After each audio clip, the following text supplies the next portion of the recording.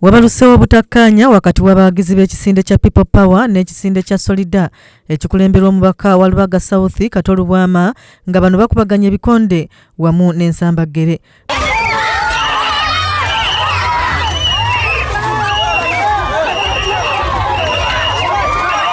Bano babadde ku mukolo ogutegekeddwa omubaka Katolubwama e Busega Kibumbiro mwagabidde ebintu eri abalonzi be okuli pikipiki 3, eggaali zimaanyi ga kifuba eziri 7, bulangiti, sigiri n'ebirala ng'enkola ey'okuddiza ku balonzi be. Bano basoose kukola bulungi bwansi nga bwe bawerekerwako bandi.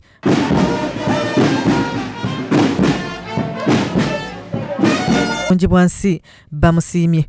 Oluvannyuma lw'okukola bulungi bwansi bano boolekedde ekibangirizi awabadde wategekeddwa emikolo ng'ono gyakwasirizza abantu bano ebintu eby'enjawulo.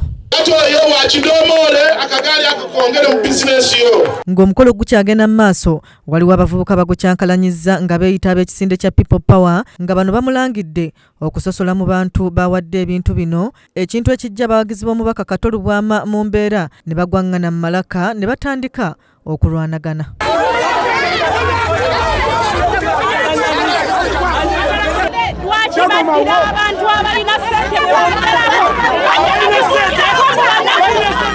Ekintu kino tetukisiimye kuba bannannyini kyalo ng'abaategeka ekyalo kino kabako kituuma erinnya nti Kibumbiro tebalina kye babakoledde. Abavubuka ba People Power bategeezezza nga bwe batajja kukkiriza Katolubwama kweyita wa kisinde kyabwe ate ng'alina ekikye ekya Solida. Oluvannyuma bamugobye emisinde era mmotoka ye agirinnye talaba mu maaso n'amabega olw'embeera gye bamutwalaganyizzaamu. Yatugamba kigambo People Power kyava mu Solida. Mukama wange Bobi Wine nga bw'olaba nnyambadde njagala otunnyonnyole Katolubwama yayita gundi People Power People Power yava mu Solida oba fe abatategeera babasomi. Twejjamu Kawukuumi ffe ng'aba People Power tetwagalamu kituleetamu ki Kawukuumi abo aba Solida simanyanga MP baki bakawukuumi tuli bakoowu era tetuli batebengefu ng'abavubuka.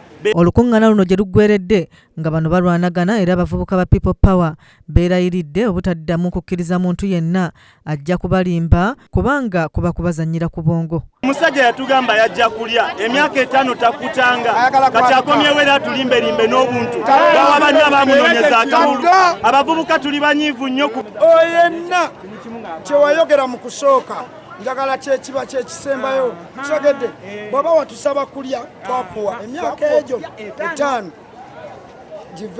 bwe kiba kiweddewo vaako. Ate n'ekirala Katolubwama watusaba ogenda olye kyeka tuloga ne tukkiriza ogenda olye. Ye omubaka wa Lubaga North Kasibante Moses asabye bakulembeze banne okuba obumu bave mu kulwanagana kuba kye kyokka ekijja okubatuusa ku buwanguzi.